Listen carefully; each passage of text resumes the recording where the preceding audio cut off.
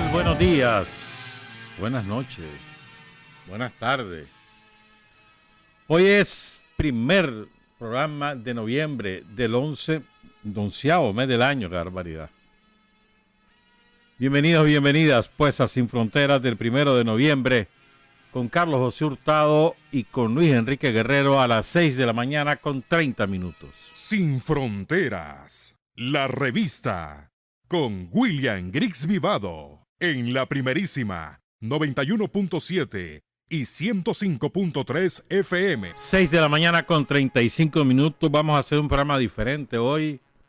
Solamente saludar a Salvador Isidro Villavicencio Vanegas, que mañana, 2 de noviembre, Día de los Difuntos, está cumpliendo años.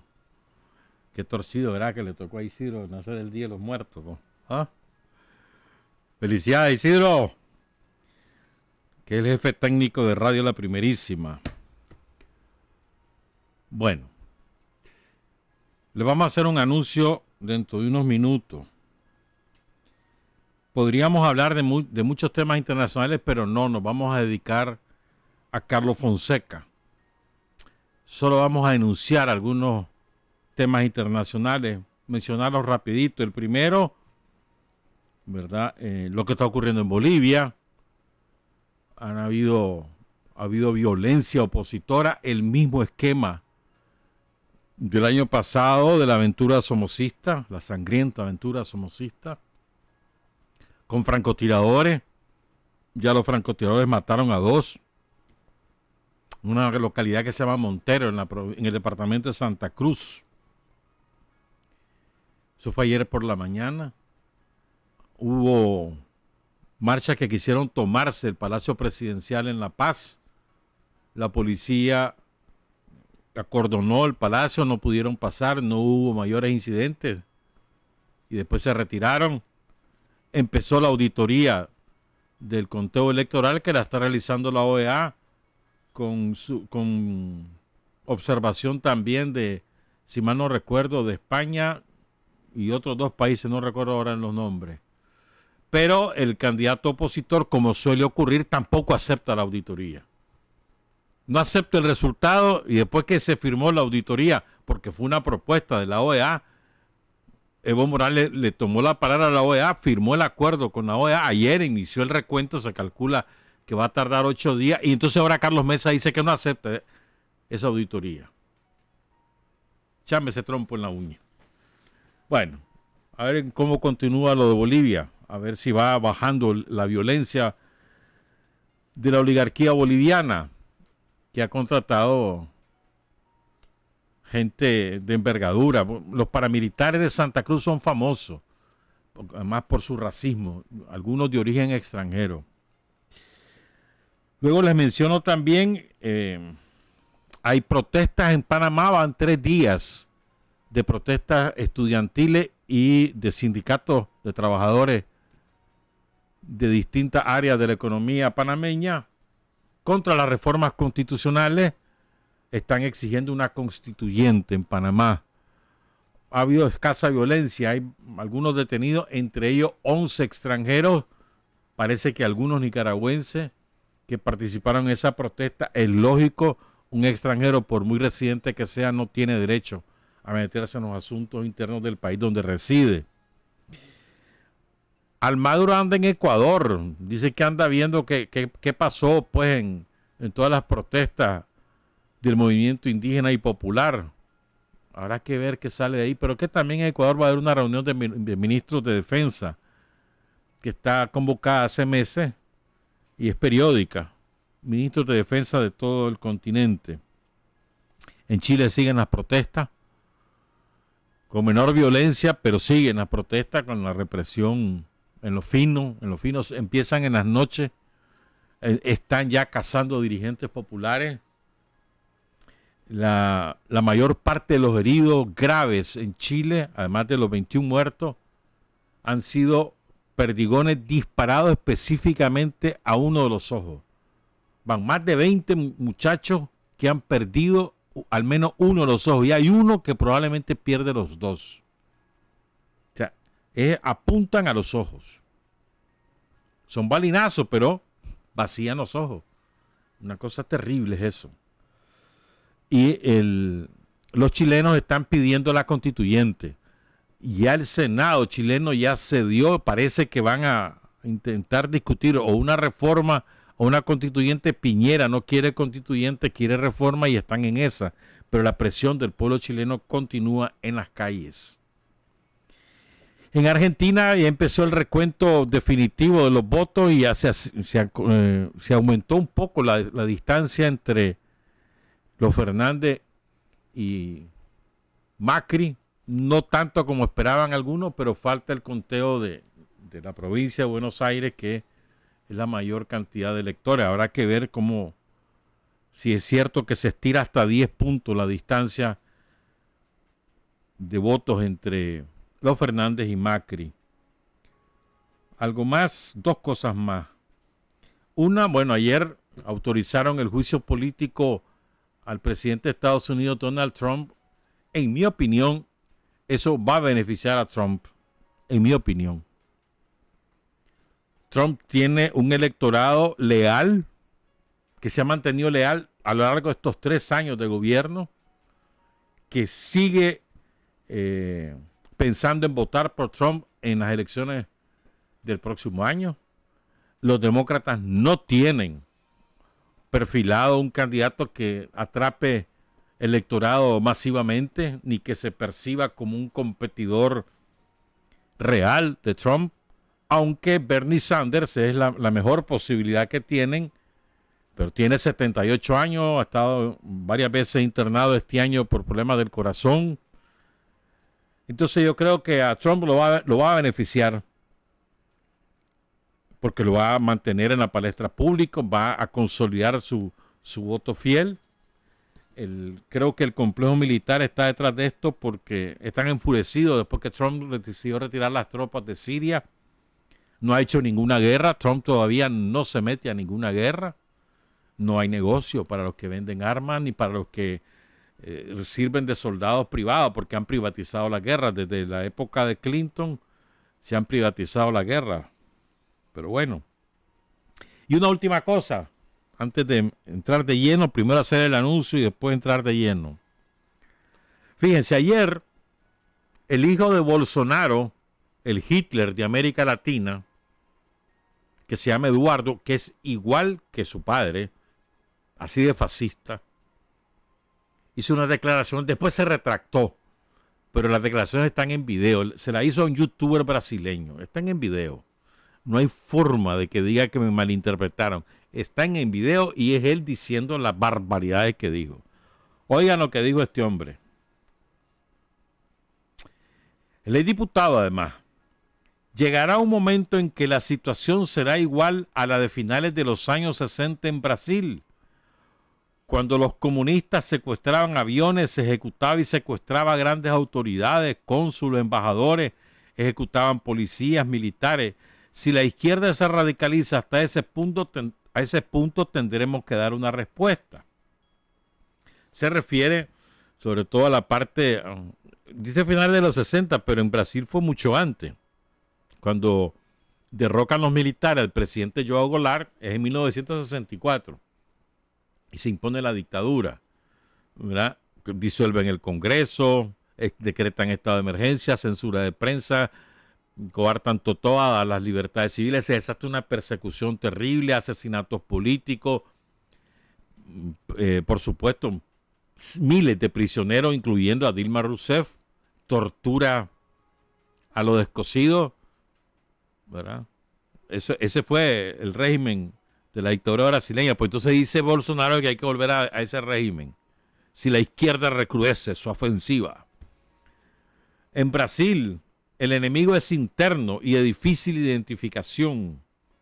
Yo espero que no tengamos que llegar a eso que hicimos en los años 60, dice. Y después insistió en que lo que está pasando en Chile son actos terroristas. Mira qué imbécil, ¿verdad? Pero bueno. Dice él, quieren crear inestabilidad política para echar del poder a un presidente que no es de izquierda y hay peligro de que eso venga a Brasil. Bolsonaro, para que vean cómo piensan los somocistas con otro vestido en otros países, pues, pero ese es el somocismo. Ese es el somocismo. Bueno,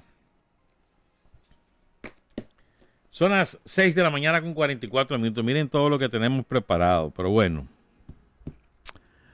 El próximo viernes 8 de noviembre es el 43 aniversario de la caída en combate del jefe de la Revolución Popular Sandinista, Carlos Fonseca.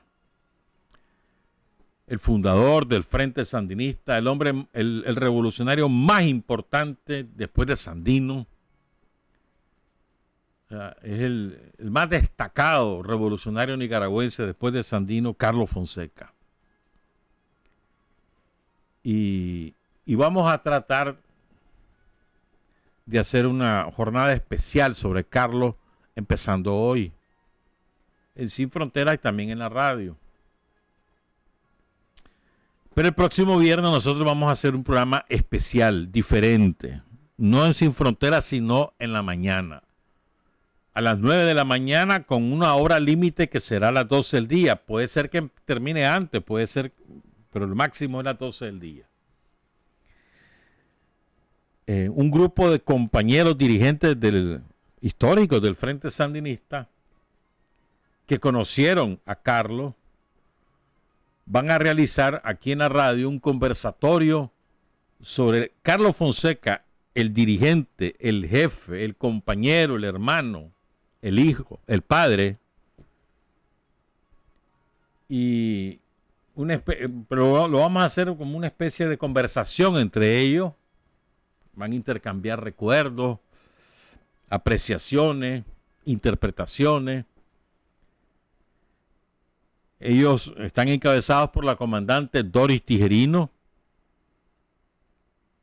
También estará Rosa Argentina Ortiz, Rosita.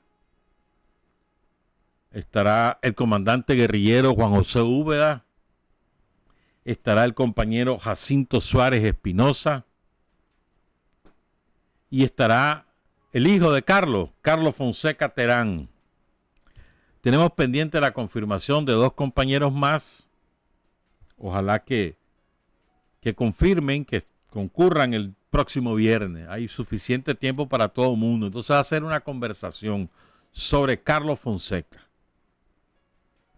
Como ser humano, repito, como dirigente, como compañero de lucha y como padre. Próximo viernes 8 de noviembre a las 9 de la mañana aquí en Radio La Primerísima. Por supuesto vamos a hacer la viñeta respectiva. Les recuerdo que Sin Frontera lo pueden sintonizar en este momento a través de Facebook Live en la cuenta Vega Luz de Facebook. Ahí pueden acudir y ven el programa en vivo. O después en YouTube a partir de más o menos las 9 y media de la mañana. O en audio, en la página web de Radio La Primerísima, lo pueden escuchar en diferido o descargar después de las 8 de la mañana. Son las 6:48. Para entender a Carlos Fonseca es indispensable distinguir las distintas etapas de su formación. Tenemos su primera infancia y su infancia y su primera juventud, en donde básicamente Carlos Fonseca adquiere su conciencia de clase, adquiere su conciencia, sí, su conciencia de clase, la conciencia de la pobreza en la que vive, es la formación básica desde el punto de vista ideológico de Carlos. Las penurias que pasa la familia con su madre, sus hermanos.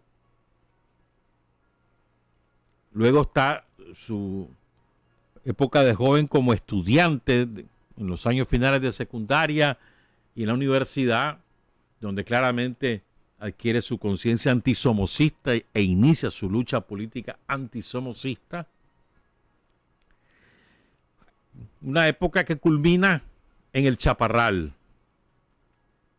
donde se forja el luchador antisomocista y llega a la convicción de que la única manera de derrocar a la dictadura es la lucha armada.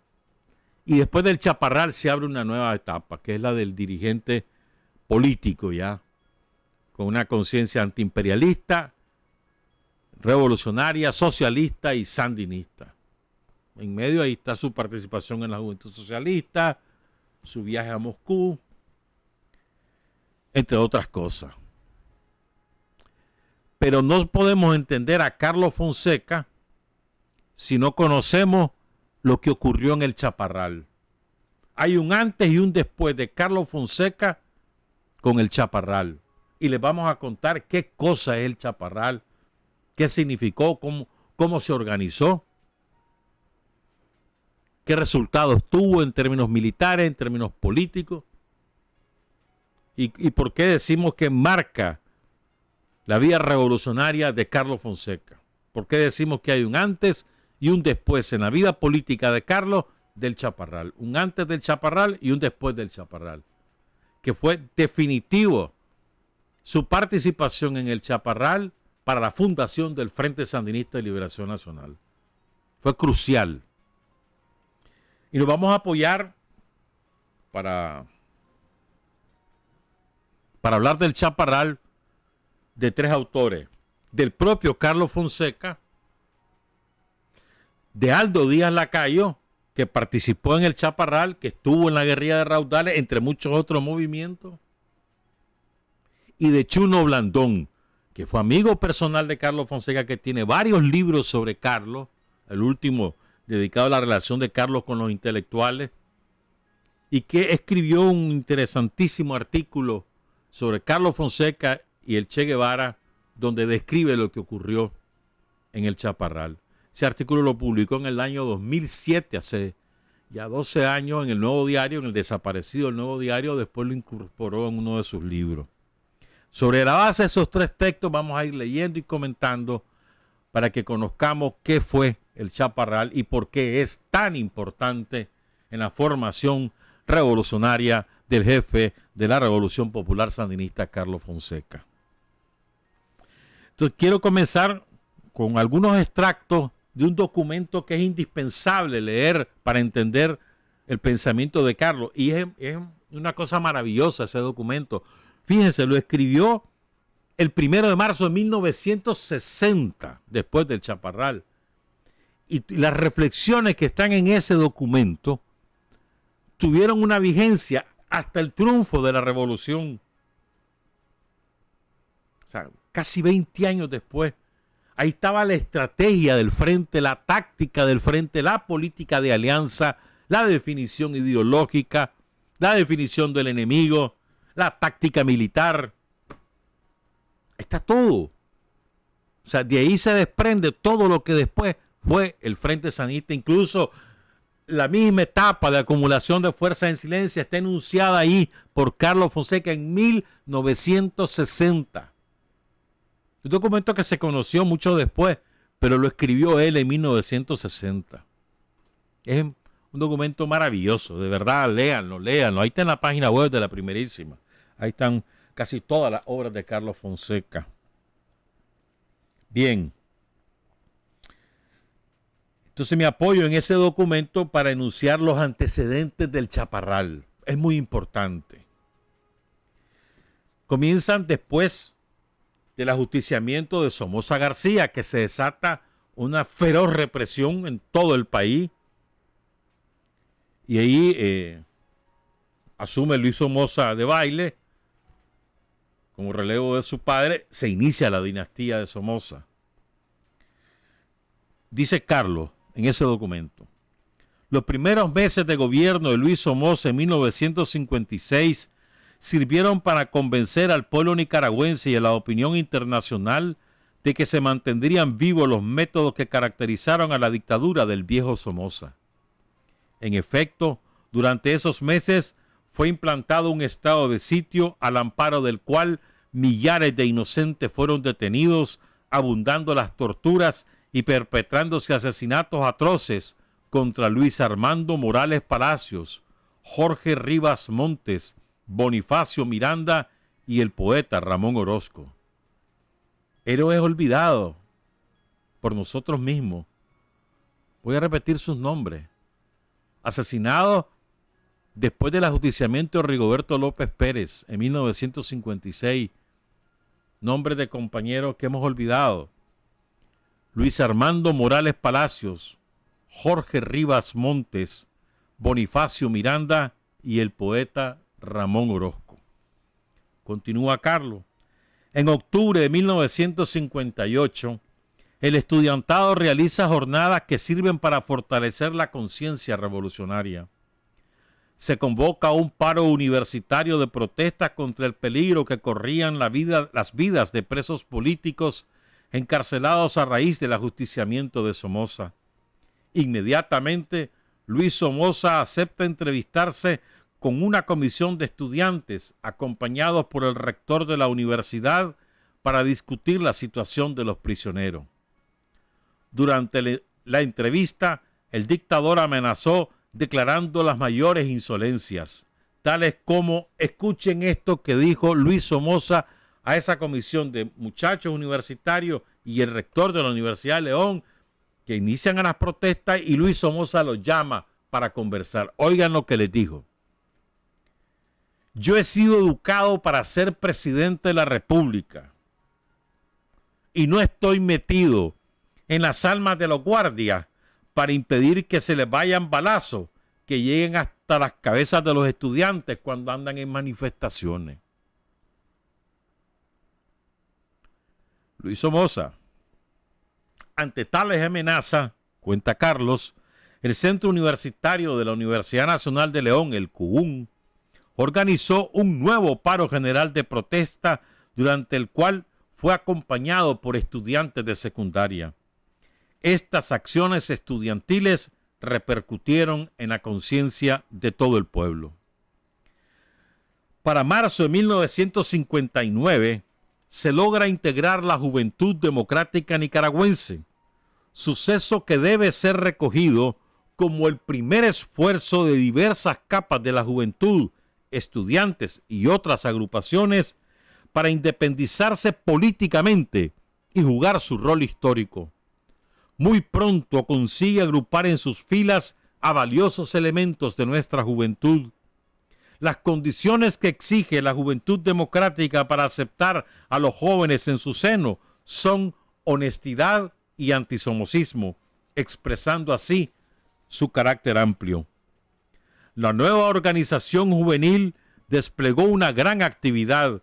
Inició la campaña de llenar las paredes de las ciudades con leyendas contra la dictadura y encabezó en Managua las primeras manifestaciones de importancia celebradas en 1959. La forma en que creció Juventud Democrática alarmó a los sabuesos del régimen, que desataron sobre ella una violenta represión en todo el país. Por haber nacido recientemente la lucha contra la dinastía, la Juventud Democrática no estaba en condiciones de resistir la represión que le impidió consolidar su organización. Sin embargo, cumplió una importante labor al señalar que para canalizar el entusiasmo de nuestro pueblo deberíamos tener pocas ilusiones en los partidos existentes y desarrollar un nuevo instrumento. Esa es la gran importancia de esta organización de 1959. Es la primera vez que la juventud funda un instrumento político al margen de los partidos políticos tradicionales, autónomo, independiente, y desarrolla su propia acción política desde su propio criterio. Es la primera vez en la historia política del país que eso ocurría. Sigo. Después se fundó después se fundó la UNO, ¿verdad? Fracasa la UNO por fallas organizativas. Y dice Carlos, así ocurrió en 1959 la llamada invasión de Olama y los Mollejones, encabezada por Pedro Joaquín Chamorro, Luis Cardenal y Reinaldo Teffel. Ellos se habían separado de la Juventud Democrática y se incorporaron al Partido Conservador, y después desde el Partido Conservador organizaron la invasión de Olama y Mollejones, que salió de Costa Rica hacia esa zona de Huaco. La lucha armada en Nicaragua, dice Carlos Fonseca, requiere inusitados sacrificios que solo se pueden soportar siendo dueños los combatientes de una alta moral. nacida del profundo interés en el derrocamiento de la tiranía, la transformación de la miserable y horrorosa vida que flagela a nuestros amados compatriotas. Tales elementos no podían darse en las personas mencionadas, ligadas a las fuerzas económicas que han compartido en considerable proporción con la dictadura la explotación del pueblo.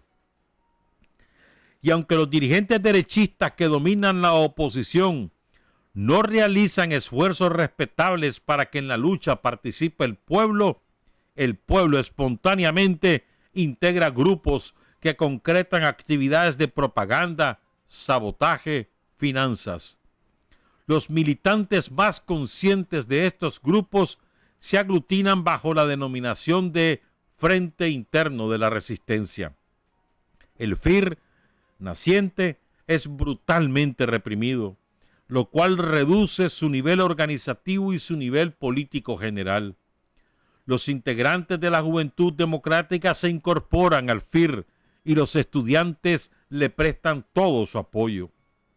A comienzos de 1960 se ha logrado recuperar considerablemente el FIR y existen inmensas posibilidades para desarrollarlo y lograr que desempeñe un papel de primer orden en el desenlace del proceso antisomocista. Entre las labores que deberá desplegar el FIR, distingamos la siguiente: realizar un trabajo de orientación en el pueblo acerca de los objetivos de la lucha y de los métodos que deben emplear para llegar al éxito, difundir entre el pueblo la propaganda revolucionaria, mantener y elevar el espíritu de lucha en las ciudades a través de acciones de sabotaje, etc. A nuestro juicio, la más importante tarea general del FIR es impulsar la creación de las condiciones para la realización de la huelga popular de brazos caídos al momento de ser derrumbados los Somoza, a fin de impedir cualquier maniobra tendente a mediatizar la revolución. Fíjate bien, lo está escribiendo en 1960. ¿Cómo debe culminar la lucha popular para el derrocamiento de los Somoza? Una huelga popular de brazos caídos. Así ocurrió. Lo dijo en el 60. Él está hablando aquí en presente del FIR, porque lo está escribiendo ese año, y en ese momento no hay frente sandinista ni nada que se asome. Es el FIR, que muchos de nosotros ni siquiera quizás hemos escuchado. Primero la Juventud Democrática y después el FIR. Perdón. Continúa Carlos Fonseca. El Frente Interno de la Resistencia deberá desempeñar el importantísimo papel de convertirse en el primer auxiliar del ejército defensor del pueblo nicaragüense. En el Chaparral, y aquí entra el Chaparral, perecieron 9 heroicos jóvenes, estando entre ellos los estudiantes Manuel Valdizón, que tenía cualidades muy especiales, cualidades políticas y militares muy especiales. Estuvo con Raudales también. Enrique Morales Palacio, sobrino de la primera mujer médica en Nicaragua, Conchita Palacio, que tuvo que irse al exilio forzada por la dictadura somocista a México y regresó hasta 1979 a Nicaragua. Sobrino de Conchita Palacio. Antonio Barbosa y Marcelo Fernández. Esta tragedia aconteció el 24 de junio de 1959 y ahí quedó demostrado con muerte y sangre que es la juventud con el espíritu embebido de amor al pueblo y a la patria la que está dispuesta a hacerse cargo de la lucha. Debemos decir que los defectos y debilidades padecidos por el sector más avanzado de la oposición hicieron posible que la columna armada, apoyada por llegara a ser jefiada por un individuo como Rafael Somarriba, cuya incapacidad revolucionaria y militar facilitó el criminal ataque llevado a cabo por el ejército de Honduras con el auxilio de la misión militar norteamericana en dicho país y por recomendación, adivinen de quién, por recomendación de quién, adivinen, de la Organización de Estados Americanos, OEA. Y concluye Carlos sobre este aspecto del Chaparral. Después voy a volver con Carlos, pero más adelante. Si acaso no bastara el Chaparral para sostener que la juventud ha de ser el corazón en la liberación del pueblo. Nuevos estudiantes fueron masacrados por los asesinos uniformados el 23 de julio en las calles de la tradicionalmente gallarda ciudad de León, sede de la Universidad Nacional Autónoma de Nicaragua. Vamos a hacer la pausa. Cuando regresamos les contamos lo que dice Chuno Blandón sobre el Che Guevara, Carlos Fonseca y el Chaparral. 7 de la mañana con 5 minutos. Hay hombres que luchan un día y son buenos. Hay hombres que luchan un año y son mejores. Pero hay hombres que luchan toda la vida. Esos son los imprescindibles. 7 de la mañana con 9 minutos. Continuamos con la explicación o el testimonio, con lo que como ustedes quieran definirlo, de lo ocurrido en el Chaparral en 1959. Hace ya 60 años. Increíble, ¿verdad? Entonces voy con lo que relata Chuno Blandón. Él lo hace sobre la base de, bueno, de lo que él percibió en aquel momento y de distintas entrevistas que él realizó, y también sobre la base de un libro que escribió, que nunca fue editado, pero lo compartió con algunas personas, el jefe de esa acción militar, Rafael Somarriba. Leo entonces a Chuno Blandón, Carlos Fonseca y el Che a 48 años del Chaparral, escrito o publicado, el sábado 10 de noviembre de 2007 en el desaparecido Nuevo Diario. El 17 de abril de 1959, el comandante Carlos Lugo se convierte en el primer combatiente internacionalista que sale de Cuba para unirse a las guerrillas nicaragüenses tras el triunfo de la revolución. Otros cubanos viajarían después a diversos países de África, Asia y América Latina. Rafael Somarriba, Onelio Hernández y Ramón Minos Velázquez tomaron el avión en La Habana. El 24 de abril salen hacia la montaña. El presidente de Honduras, Ramón Villeda Morales, entrega armas para el entrenamiento.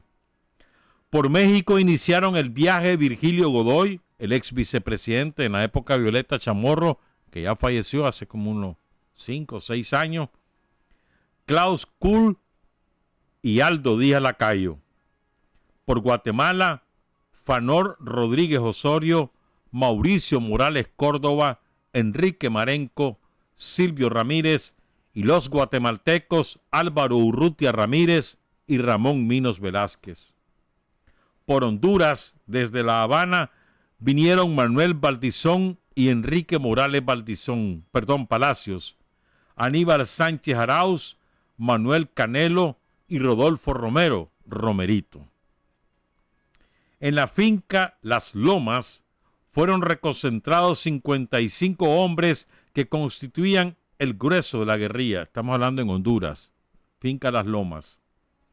Otros 27 combatientes entrenaban en una finca cerca de Sabana Grande, a 30 kilómetros de Tegucigalpa. No es Sabana Grande de aquí de Managua, allá en Honduras, bajo las órdenes del exteniente Guillermo Duarte. El presidente de Honduras, Ramón Villeda Morales, informa a Somarriba que la OEA hará una inspección en la frontera a solicitud de Somoza.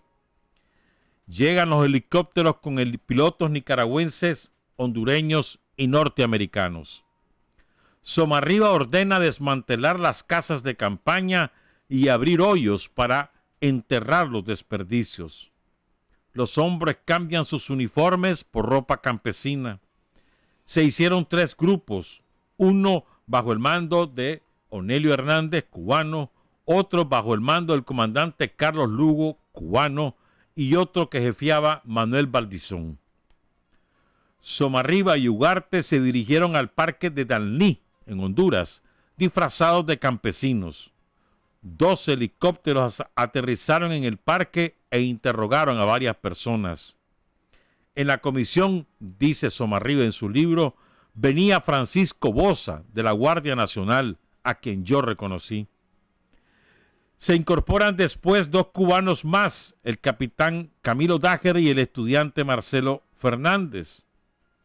La OEA hace la inspección, le dice a Villeda que no encontraron nada, Villeda se lo informa a Somarriba que no hay nada, que salieron bien de la inspección y entonces se pueden volver a levantar los campamentos.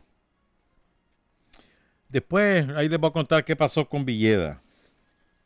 Entonces está en Cuba, el Che es el que dirige la organización de este esfuerzo militar. Continúo con el relato de Chino Blandón. Los aviones B-29. ¿Pueden 55 hombres derrotar a todo un ejército? Esa pregunta se la hacían repetidamente los miembros de la guerrilla en las pláticas que se producían necesariamente después de cada entrenamiento.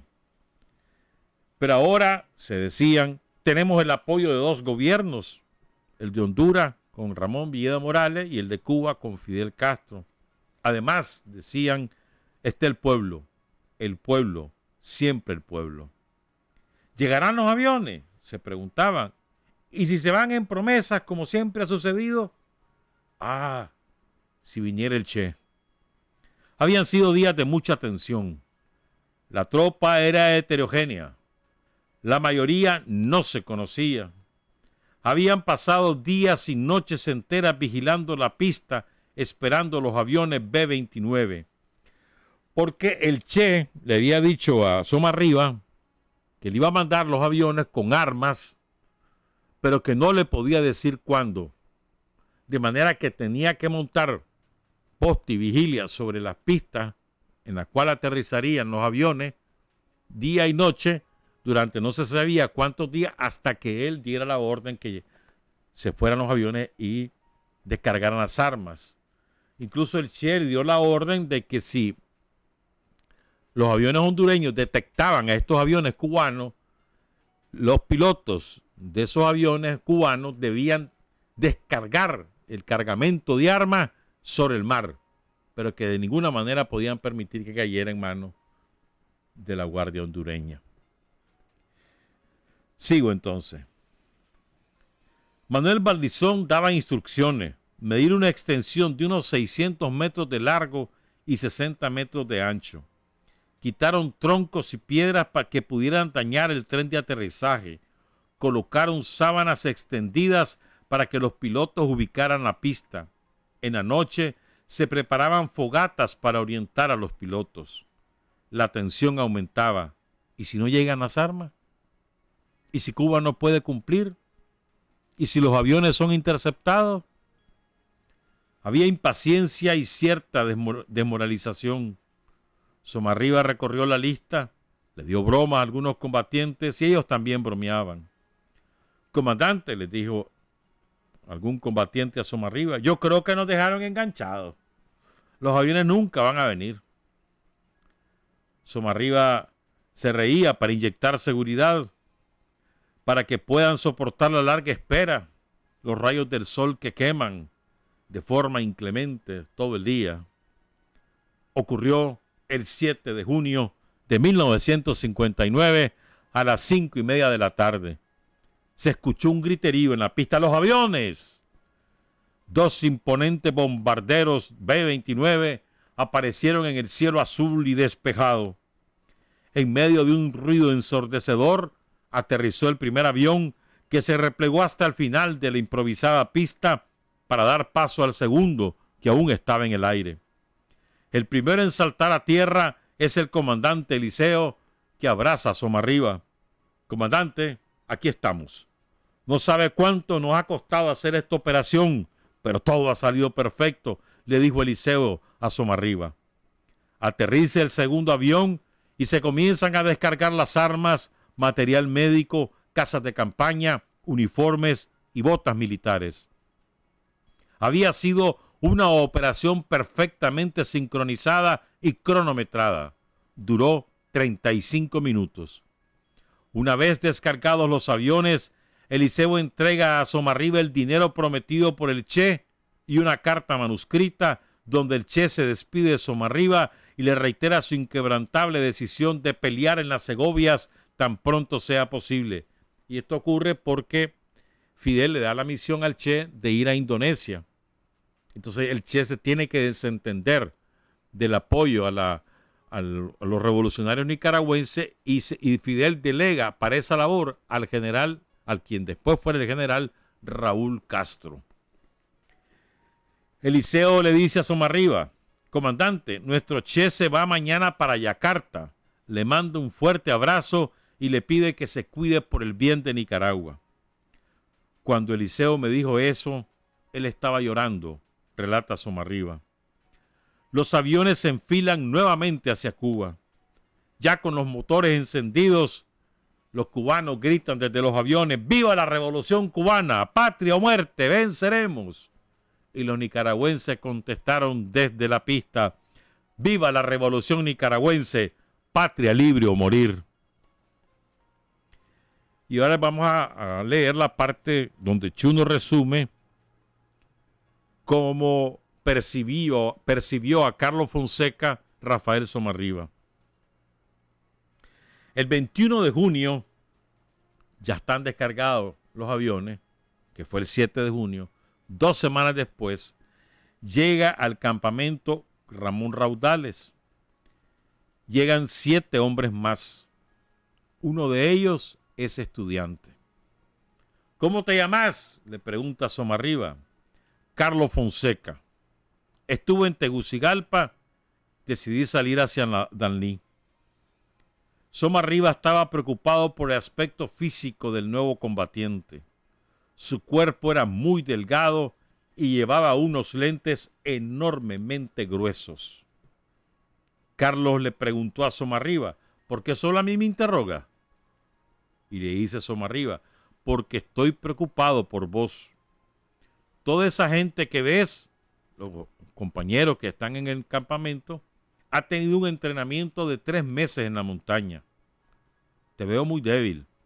Me preocupa tu vista. Llevas unos lentes muy gruesos. Eso significa que sos corto de vista. Contesta Carlos: soy estudiante y soy revolucionario. Déjeme probar. Creo que puedo aguantar. Onelio Hernández, el comandante cubano, también opinaba que el estudiante iba a ser un problema porque no iba a aguantar las caminatas. De todos modos, se le entregó un rifle Garand, una mochila y 100 cartuchos. Los nuevos hicieron prácticas de tiro. Carlos Fonseca, dice Somarriba, llegó a decirme que quería estar en la columna donde fueran más estudiantes. Yo le expliqué que la organización era temporal, que íbamos a cambiar de posiciones y hasta de jefe de columna. Fanor Rodríguez Osorio, uno de los que participó en el Chaparral, le dijo a Chuno Blandón en una entrevista en 1979 que él había interceptado en la radio noticias de una reunión entre Andrés Espinosa, un capitán de las tropas hondureñas en la región, y la Guardia Somocista en Teotecacinte, en Jalapa. Fanor Rodríguez pasaba un informe diario a los jefes sobre las noticias captadas al ejército nica y al ejército hondureño. El presidente hondureño Ramón Villeda Morales le informa a los responsables políticos en Tegucigalpa que el ejército hondureño se moviliza en una operación de búsqueda y aniquilamiento. Pero tal información no la reciben los guerrilleros, ya que la gente de Tegucigalpa cree que ya están en territorio nicaragüense. A orillas del río Chichicaste se dividen las fuerzas en 3 columnas. La vanguardia con el Estado Mayor al mando de Somarriba, la columna central al mando del comandante Carlos Lugo y la retaguardia comandada por Onelio Hernández. Me informan que el muchacho estudiante está agotado, que no aguanta el fusil, relata Somarriba. Y dice Somarriba que después le dijo a Carlos Fonseca: ¿te acordás que te molestaste porque te preguntaba? Yo no te puedo dejar botado en la montaña, pero tampoco puedo retrasar la marcha de la revolución por esperarte. Contesta Carlos: yo quiero ir a la lucha, cámbieme de posición. Le dice Somarriba: la posición no tiene que ver, Todos vamos a pie y en las mismas condiciones. Carlos le pregunta, ¿y qué piensa hacer conmigo? Le dice Somarriba, lo mejor sería que regresara. Más tarde te podés integrar a la lucha urbana. Ya ves que la montaña es un enemigo feroz. Carlos le replica, cámbieme el arma, el Garand, por una liviana. Y dice Somarriba que ordenó que le entregaran una carabina San Cristóbal, que es más liviana, y que le quitaran las mochilas. Lo pasaron a la primera columna, la de la vanguardia, la que comandaba Somarriba, y donde iban los otros estudiantes. El 22 de junio, borde norte del Chaparral. Dice Somarriba, Onelio, Carlos Lugo y yo hacíamos una inspección de todos los miembros de las columnas. Nos alarmamos al ver al estudiante Carlos Fonseca. Los mosquitos le habían destrozado la cara a picotazos. Estaba increíblemente inflamado. Nuestro médico trató de ayudarlo, pero él tenía la piel muy sensible. Y le dice Somarriba a Carlos Fonseca, te dije que ibas a tener muchos problemas y nos vas a causar mucho retraso. Le dice Carlos, déjeme seguir. Yo quiero combatir. A mí nadie me mandó. Yo vine por mi cuenta. Dice Somarriba, a mí me agradó su actitud y le dije, iremos hasta el final, suceda lo que suceda. En ese momento llegó un campesino llamado Chevo, conocido de Manuel Valdizón en anteriores guerrillas. Dijo que venían 30 hombres más. Decidieron esperarlos porque así dividirían la carga. Las mulas ya no aguantaban. Captan en la radio instrucciones de la Guardia Nacional a una patrulla que se movilizaba entre Ocotal y El Jícaro. El comandante de Ocotal informaba a Managua que no había novedad. Basado en esto, dice Somarriba, yo ordené que marcháramos hasta colocarnos en la parte sur del Chaparral, frontera con Nicaragua. Envié 2 columnas a territorio nicaragüense, una al mando de Valdizón y otra al mando de Onelio, para explorar el terreno por donde entraríamos al día siguiente. Manuel Valdizón informó que había observado un puente por donde supuestamente pasaba un camión de la Guardia. Onelio informó que no había encontrado nada y que creía que la entrada estaba fácil. Recuerda Somarriba. 24 de junio, 4 de la madrugada. Guillermo Vélez informó que los hombres que estaban con él habían desertado. Eran los 2 guatemaltecos. Se formó una patrulla al mando de Harold Martínez, que después Harold Martínez tuvo una participación relevante en otro esfuerzo armado y hubo contradicciones con Carlos. Se formó una patrulla al mando de Harold Martínez para perseguirlos y fusilarlos, pero no pudo alcanzarlos. A las 12:45 de la tarde, 1:45 de la tarde, la tropa es atacada por la retaguardia. Es el ejército hondureño. Dice Somarriba, no podíamos distinguir al enemigo, pero contestamos el fuego en forma eficiente. Media hora después de haber iniciado el combate, comenzamos a recibir fuego por la vanguardia. Claramente se oían ametralladoras 30 y 50.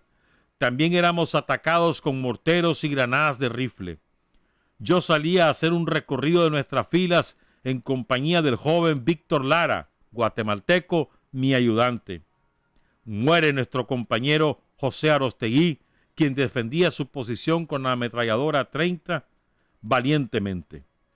En el puesto del Estado Mayor se encontraba conmigo el comandante Onelio Hernández, quien fue herido mortalmente por una ráfaga de ametralladora que le tocó 2 veces seguidas. Los guerrilleros gritaban ¡viva la revolución! La soldadesca hondureña respondía ¡ríndanse, hijos de puta! Se hizo un alto y el comandante de la fuerza hondureña quiso parlamentar conmigo, recuerda Somarriba.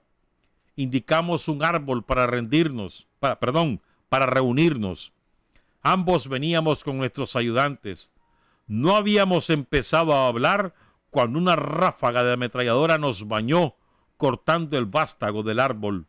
El comandante, el capitán Andrés Espinosa, me dijo que tenía órdenes de la Embajada Americana y de la Comisión Militar Mixta que no debía haber prisioneros. A eso le contesté yo: no tenemos nada de qué hablar, sigamos combatiendo. Ambos regresamos a nuestros puestos de combate y el fuego se reanudó. La guardia atacaba a la vanguardia y los hondureños nuestra retaguardia.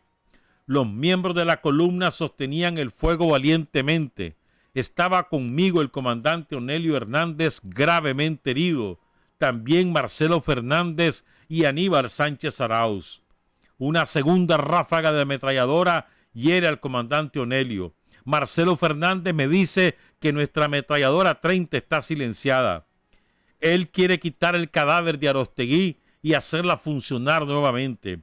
Marcelo corre del puesto del Estado Mayor hacia la ametralladora, pero cae muerto. Aníbal Sánchez vuelve a su puesto de combate y cae heroicamente. Yo trato de vendar las heridas de Onelio. Lo puse entre mis piernas y lo vendé lo mejor que pude. Después lo arrastré hasta un enorme árbol de ceiba que estaba como a 10 pasos. Una granada de rifle me alcanzó, me arrancó la faja de la cantimplora y la pistola 45. El impacto me lanzó a unos 4 metros de distancia y caí en un lodazal. Cuando me recuperé, regresé donde Onelio. Ya no podía hacer nada por él. Las heridas eran enormes y mortales. Como a 10 pasos de donde yo estaba, se encontraba combatiendo el estudiante Carlos Fonseca. Los soldados seguían gritando: ¡ríndase, hijos de puta!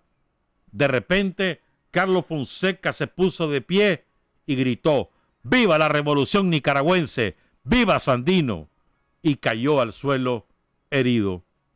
En el suelo me gritó: comandante, ya me mataron. Cuando el herido siguió gritando, yo fui con mi ayudante al lugar donde estaba caído. Le acomodamos la cabeza sobre un montón de hojas y le prohibimos que hablara porque la hemorragia del pecho era abundante.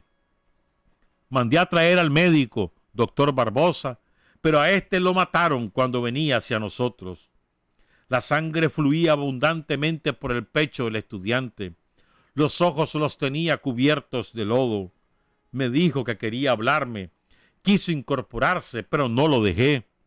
Él no hizo caso y me dijo: comandante, prométame 2 cosas. Que no me va a dejar tirado aquí en la montaña y segundo, que la revolución no se detendrá. Así es, le contesté.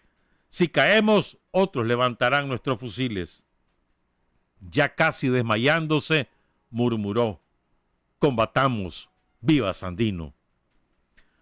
Somarriba dice: yo regresé al puesto de mando y luego fui a ver a otros heridos.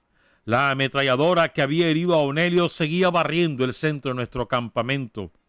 Después que hice el recorrido para contar heridos y muertos, regresé donde Onelio estaba agonizando. Acomodé el cañón de mi fusil telescópico e hice el disparo.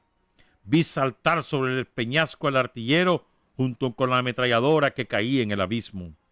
El combate continuó unas 2 horas y media.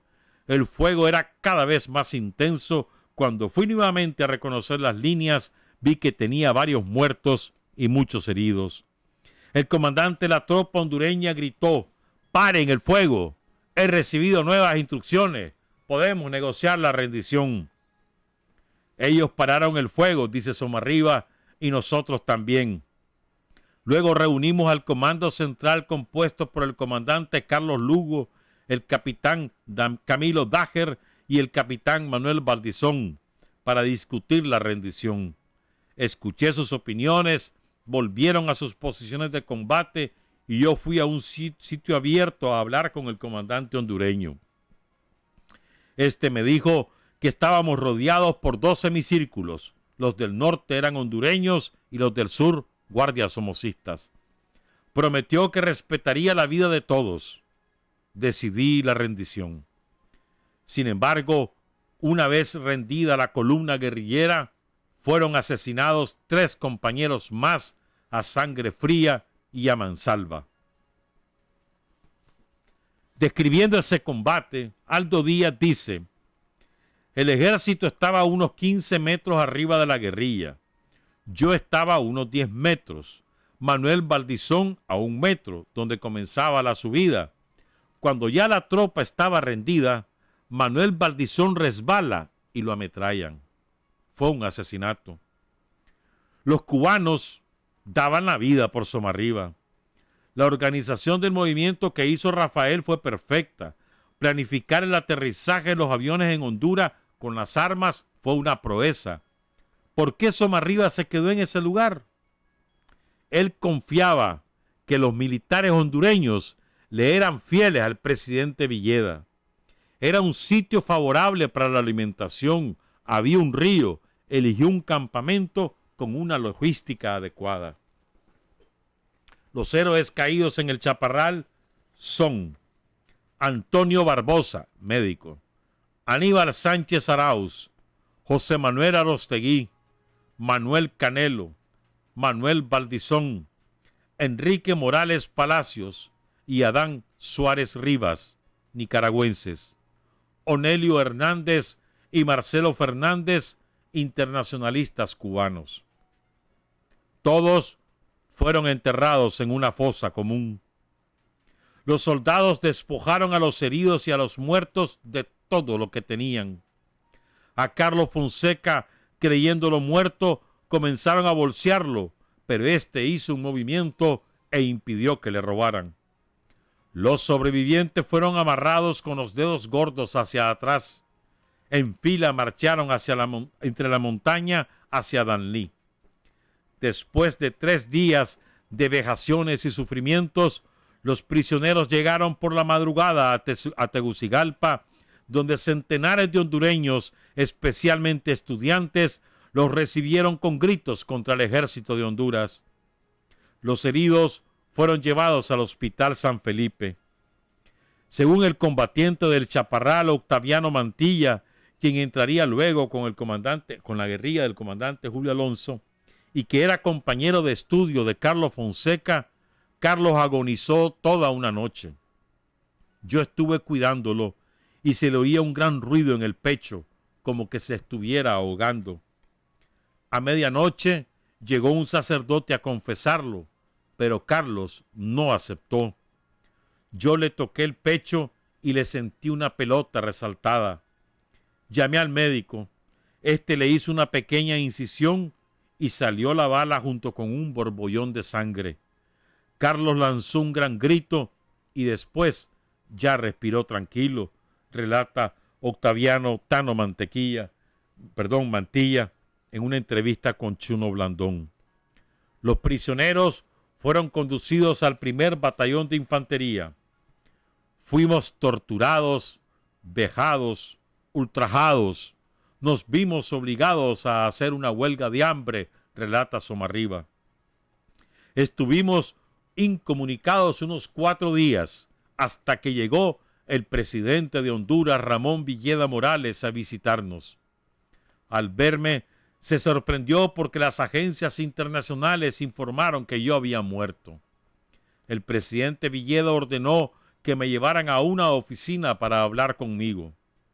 Cuando pasaba por un corredor, vi a oficiales nicaragüenses, hondureños y gringos reunidos. Y ahora escuchen esto que cuenta Somarriba de lo que ocurrió en esa reunión. Escuchen esto, es muy importante. El presidente Ramón Villeda Morales, con lágrimas en los ojos, me dijo: Somarriba, yo no lo traicioné. Los Somoza compraron al jefe del ejército, coronel Osvaldo López Arellano. Son tan canallas que en esa oficina están negociando el canje suyo con el coronel Armando Velázquez Cerrato, a quien Somoza tiene preso en Nicaragua. Esto no lo voy a permitir. Tendrán que matarme primero. Señor presidente, dice Somarriba que le dijo, póngase en contacto con Fidel o con Raúl. Ellos le dirán lo que tiene que hacer. 2 días después, dice Somarriba, el presidente Villeda regresó a visitarme y me dijo que ya había hablado con Fidel. El 3 de julio de 1959, Somarriba, al mando de los sobrevivientes del Chaparral, salía hacia Cuba en un avión expreso. ¿Por qué les digo que es muy importante eso que les dijo Villeda? Porque ese Osvaldo López Arellano, al que compró Somoza, después de un golpe de Estado, muchos años después, y fue presidente de Honduras durante bastante tiempo, Osvaldo López Arellano. Ese fue el que traicionó, porque Villeda confiaba que el ejército iba a ayudar a los combatientes, a los guerrilleros nicaragüenses, a derrocar a Somoza. Villeda apostaba a ese respaldo del ejército hondureño y de paso entonces él tendría dos aliados. Él tenía un gobierno de corte progresista en Honduras y de paso tendría entonces, si caía Somoza, un aliado en Nicaragua y otro aliado en Cuba. Pero el ejército lo traicionó porque la embajada americana y Somoza tenían mucha mayor influencia que el propio Villeda Morales, su jefe, en las Fuerzas Armadas de Honduras. Son las 7:40, a ver hasta dónde llegamos, porque a las 8 de la mañana vienen las compañeras y los compañeros del MEFCA, en un programa que por cierto es de los más interesantes. Entonces quiero contarles algunas cosas que Aldo Díaz dice. Recordemos quién es Aldo Díaz Lacayo. O sea, lo que pasa es que como todavía está con nosotros, entonces lo consideramos como un intelectual. No, hermano, Aldo Díaz es un veterano guerrillero. Ya, no es un intelectual académico tradicional, no, es un veterano guerrillero. Entonces, recordemos entonces que él se estuvo participando en la lucha antisomocista desde 1952. Tuvo una de Chaparrales, tuvo una de Raudales. Después cuando él sale con Somarriba a Cuba, después él se va para México, ahí culmina sus estudios y ya se aparta del movimiento guerrillero. Después se fue a El Salvador en el 67, ahí quedó hasta el triunfo de la revolución en el 79. Entonces dice Aldo Díaz en una entrevista que le dio a La Primerísima el 6 de noviembre de 1999, es decir, hace 20 años. Dice Aldo: Carlos Fonseca y yo somos contemporáneos. Ambos nacimos en 1936. Nos conocimos cuando nos encontramos en el Chaparral. Aunque antes no nos conocíamos personalmente, cada quien sabía quién era el otro. Ambos teníamos 3 o 4 años en la lucha. Él comenzó en el año 53 y yo en 1952. Nada más que yo me retiré en 1956 y él continuó y nunca se retiró. La principal característica de Carlos fue su constancia, su permanencia. Por eso dicen que era terco. Nos conocimos en una circunstancia muy difícil, porque el Chaparral es una hondonada tremenda, como de 50 metros, por la que pasa un riachuelo, el Chichicaste. En la ribera del río estaba el Estado Mayor y alguna gente importante, inclusive Carlos. Yo ya tenía experiencia, entonces me fui a la falda de la montaña, de manera que salí bien librado en el combate. Carlos, como sabemos, era tremendamente miope. Rafael Somarriba, quien era el que comandaba la fuerza militar insurgente, era casi matagalpino. Eso es algo que casi nadie sabe. Y conocía a Carlos desde muy niño, porque Somarriba había sido el teniente o el jefe del cuartel de la Guardia de Matagalpa. Estamos hablando de 1945 o 1946, cuando Carlos podía tener unos 10 años. En el movimiento del Chaparral participaron además, continúa Aldo Díaz Lacayo, Manuel Valdizón, Klaus Kuhl y Enrique Morales Palacios, todos matagalpinos. Había una relación particular entre ellos porque los matagalpinos eran una raza especial dentro del Chaparral. Dice Rafael Somarriba en su libro que le impresionó tanto la miopía de Carlos que puso en duda que él pudiera aguantar en la montaña. De todas maneras, Carlos era un hombre preocupado, estudioso. Después de un par de días, como sabía quién era yo, mandó a Rodolfo Romero, a quien le decíamos Romerito, a preguntarme qué opinaba. Entonces le mandé a decir que nos iban a atacar, porque en 2 ocasiones anteriores, con el general Ramón Raudales, nos habían atacado. Y así fue. Finalmente nos atacaron y nos desbarataron. Carlos Fonseca recibe un balazo en el pulmón derecho. Él estaba exactamente en la hondonada. Después del combate quedan divididas las fuerzas entre la gente ilesa, los heridos y los muertos. Entre los heridos, el más grave probablemente era Carlos. Afuera, en Nicaragua, en el mundo, se anunció que Carlos había muerto. Pero lo peor es que la gente que lo llevaba cargando creía que estaba muerto y lo querían tirar. Entonces, Carlos oía que lo que decían y hacía alguna cosa especial, algún movimiento, algún esfuerzo para que supieran que todavía estaba vivo, porque los que lo iban cargando creían que iba muerto y lo iban a tirar para no ir cargando.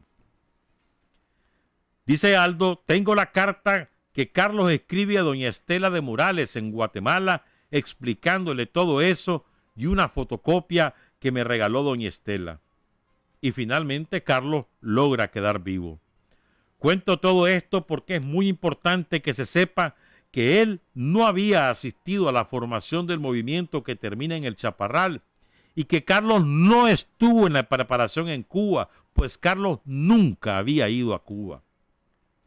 Como queda hospitalizado durante 15 días, 3 semanas antes de viajar a Cuba, es víctima de la visita de toda la gente que hasta entonces había sido la abanderada de la revolución nicaragüense. Y había de todo, desde aquellos que se habían apoltronado y habían hecho de la revolución una industria, hasta gente decente, gente muy honrada, pero gente mayor que ya no iba a visitar la montaña. Entonces, ellos trataron de poner a Carlos en contra de la dirigencia del Chaparral y le decían una y otra vez que eran traidores y cosas por el estilo. En esa circunstancia, Carlos llega a Cuba por primera vez. Tuvimos un encuentro muy fugaz pero profundo. Tal vez unas 2 o 3 veces nos reunimos. Discutimos muy amplia y seriamente, como era Carlos. Él era un hombre muy serio. Nosotros le decíamos Carlito. Carlos tenía un físico enorme. Era muy delgado, pero le decíamos Carlito. ¿Por qué? No me pregunté. Toda la gente le decía Carlitos. Discutimos ampliamente sobre el trabajo y a mí me dio la impresión de que no lo pude convencer, de que él siempre se quedó con la idea de que en el Chaparral había habido un manejo traicionero. Pasado el tiempo, encontré una carta de Carlos del 21 o 22 de junio de 1960.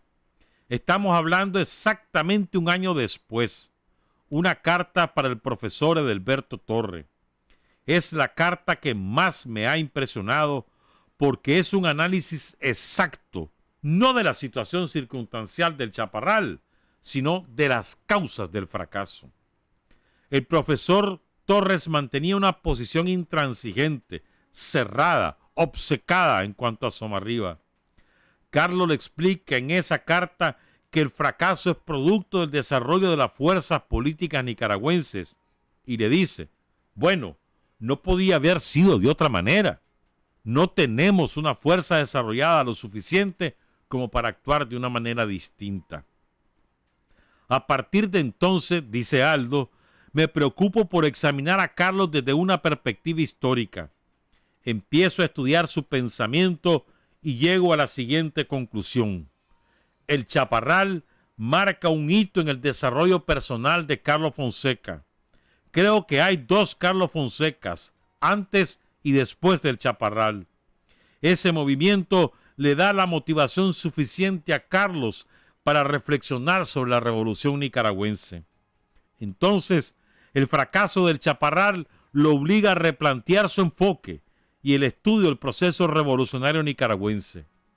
En este sentido, dice Aldo Díaz Lacayo, los hallazgos que he hecho son, en primer lugar, Carlos Fonseca es el primer dirigente revolucionario, no solo de Nicaragua, sino también en el llamado tercer mundo, aunque esto último, dice Aldo, no lo puedo comprobar, pero lo he estado investigando y no he encontrado nada más que a él.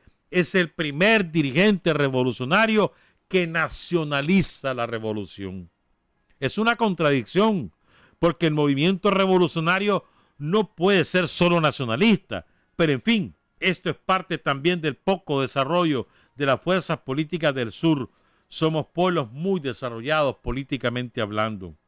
¿Qué quiero decir, dice Aldo, con nacionalizar el proceso revolucionario? Hasta entonces, todos los movimientos, inclusive los movimientos de liberación nacional que no se identificaban plenamente como marxistas-leninistas, los movimientos de África principalmente, siempre se habían presentado como marxistas, pero nunca como nacionalistas, sino como internacionalistas. Carlos Fonseca es el primero en esa búsqueda que encuentra un personaje nacional importantísimo como Sandino, su guerra y su pensamiento para adecuarlo al pensamiento revolucionario. Y no es que Sandino sea un desconocido para todos los revolucionarios nicaragüenses anteriores a Carlos Fonseca. Baste decir que desde 1934 hasta 1948 la mayoría de los movimientos revolucionarios nicaragüenses fueron sandinistas, dirigidos por viejos sandinistas, pero nunca habían usado el nombre de Sandino.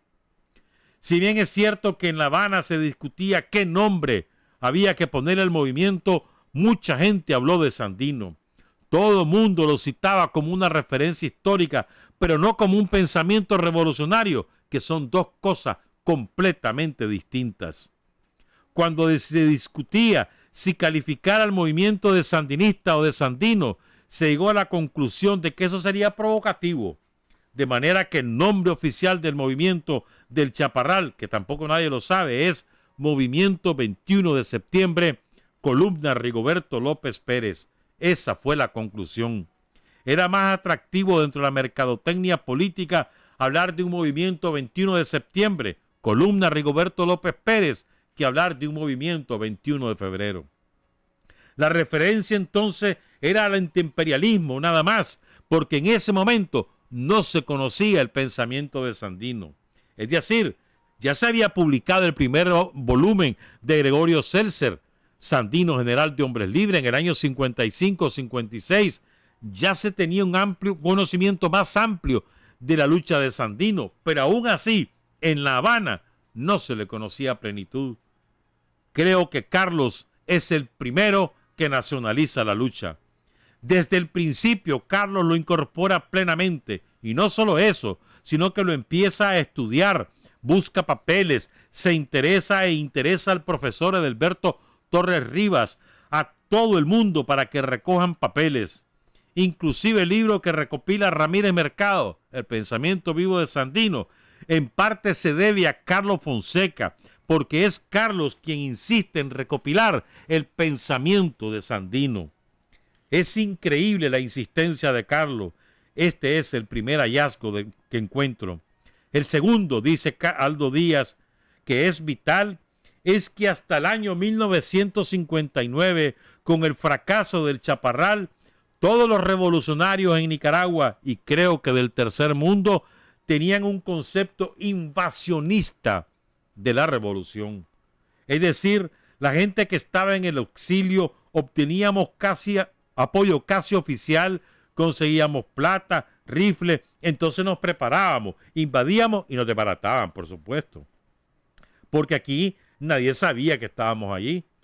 Entonces, Carlos se da cuenta con el Chaparral que invadir no funciona, que es un error, que hay que venirse a Nicaragua y constituirse y luchar aquí adentro. Entre 1956 y 1960 hubo una gran cantidad de movimientos y yo pasé inmerso en casi todos ellos, pero todos con esa mentalidad de que íbamos a invadir y que una vez invadido el país se nos iba a sumar una gran cantidad de gente.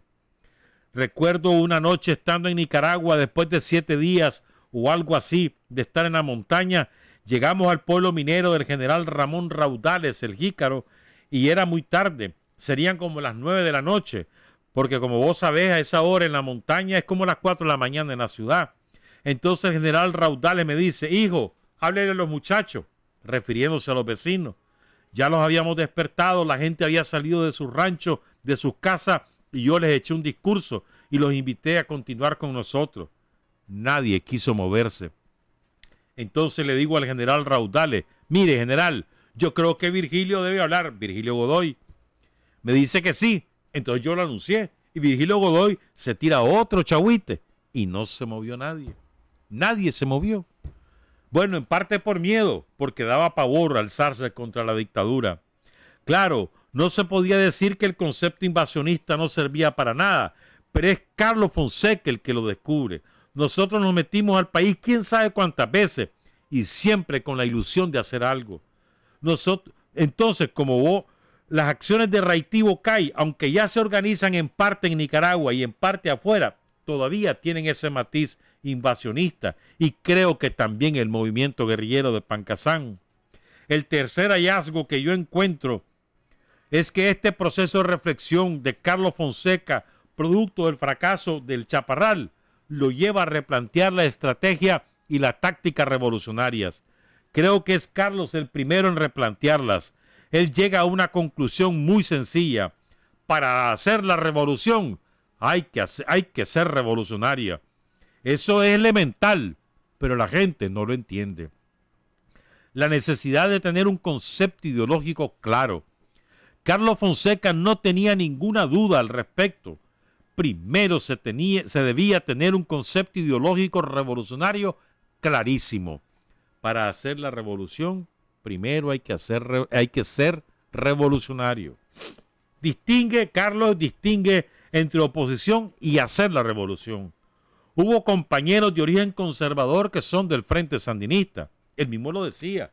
No hay que despreciar a los conservadores porque en el pueblo es donde está la unidad. Porque sabía que el semillero conservador era muy fuerte en el campo. Él decía ser revolucionario, pero ahí está el gran pero. Esta revolución no es para aquí, para Nicaragua, para Nicaragua, no para cualquier parte del mundo. No es una entelequia, no es la revolución teórica, es la revolución en la práctica. Desarrolla a partir de ese principio tan sencillo, somos marxistas, pero también somos como el Che, estamos con Camilo Torres y empieza a darle un contenido primero latinoamericano y después nicaragüense a ese pensamiento revolucionario. Esto se deriva en 3 o 4 principios políticos sencillos que él desarrolla mucho. El primero es la unidad, después habla del sectarismo, luego de los vicios, tanto de la izquierda, de los revolucionarios, como de la derecha. Se nos acabó el tiempo, seguiremos el lunes. Buenos días, buenas tardes, buenas noches. Trabajar, avanzar, combatir, vencer, patria y libertad. Revolución es sentido del momento histórico. Es cambiar todo lo que debe ser cambiado. Es igualdad y libertad plenas. Es ser tratado y tratar a los demás como seres humanos. Es emanciparnos por nosotros mismos y con nuestros propios esfuerzos. Es desafiar poderosas fuerzas dominantes dentro y fuera del ámbito social y nacional. Es defender valores en los que se cree al precio de cualquier sacrificio. Es modestia, desinterés, altruismo, solidaridad y heroísmo. Es no mentir jamás ni violar principios éticos. Es convicción profunda de que no existe fuerza en el mundo capaz de aplastar la fuerza de la verdad y las ideas. Revolución es unidad, es independencia, es luchar por nuestro sueño de justicia para Cuba y para el mundo, que es la base de nuestro patriotismo, nuestro socialismo y nuestro internacionalismo.